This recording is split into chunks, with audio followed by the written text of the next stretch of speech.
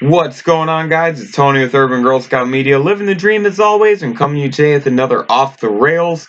This one, I'm calling Yikes. I'm scared. We're going to talk a little bit about the Magic the Gathering announcement Jumpstart, what it means for product release, and my take on it. This won't be a very long video. It's pretty simple. About a week ago, I made a video that talked about why I think the Magic the Gathering market is kind of in a struggle. And one of the things I noted was the fact that you're seeing more and more that there's just too much product.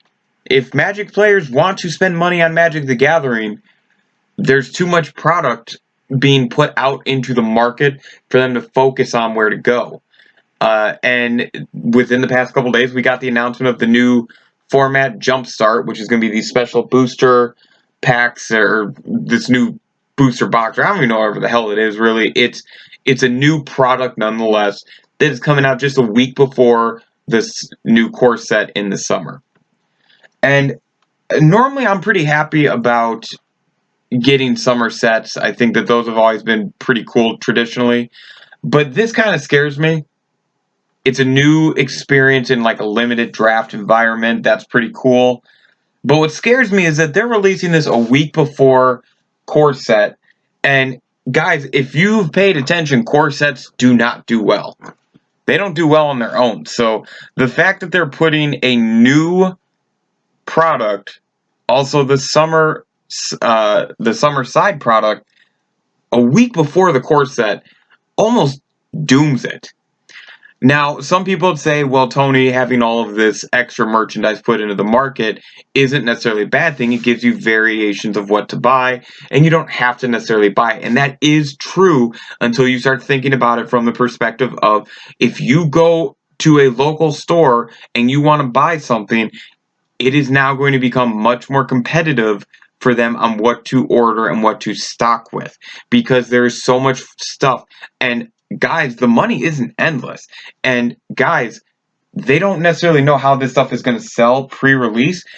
And they have certain minimums they have to order before even some of these cards are spoiled. So I didn't spend a lot of time. Well, I barely spent any time getting to work in a card store because there were some things that kind of tore it down.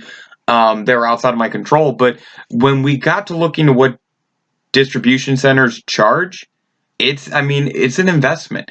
So to ask a Magic store or a local game store or any non-big box store, you're talking about mystery boosters, you're talking about Ikoria, you're talking about all the Commander stuff that's coming, you're talking about Jumpstart, you're talking about Core 2021. There's just a lot of stuff. And it's going to be very tough for local game stores to decide what to invest in outside of core. I think everyone can agree on that. The core sets, just, you can skip that. But I think it's going to be very tough for local game stores to be successful in that environment.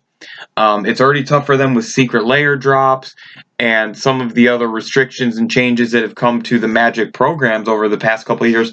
But this is just, I think, printing and creating this much merchandise is dangerous. But then doing it this close together, this consistently, is a bad idea.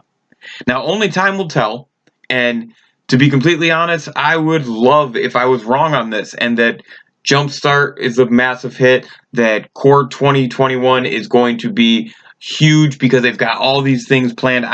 Who knows, right? I do know that the game continues to rise in costs to buy this stuff.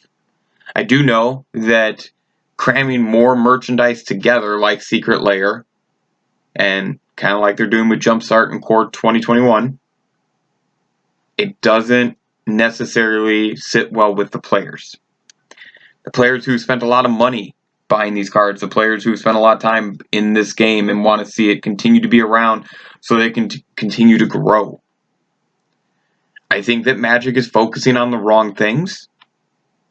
This product release push is a little dangerous.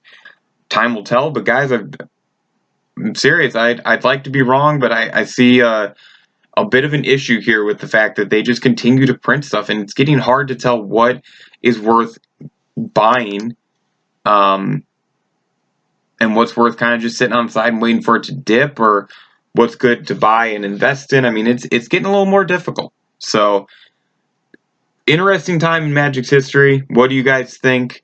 Thank you as always. Hope you enjoyed this episode.